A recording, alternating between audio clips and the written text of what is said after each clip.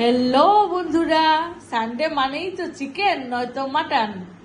এটা প্রায় বাঙালির ঘরে ঘরেই হয়ে থাকে। এই দেখুন, আমি কিন্তু চিকেন মাটন কোনোটাই খাই না, মাছ খাবো।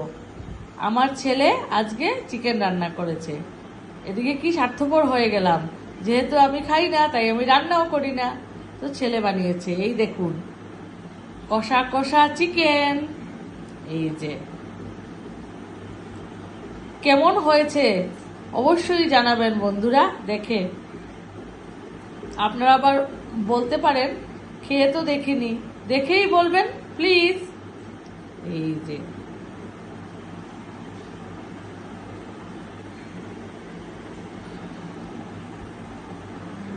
আর কষা কষা চিকেন কে খেতে পছন্দ করেন আমাকে জানাবেন বন্ধুরা।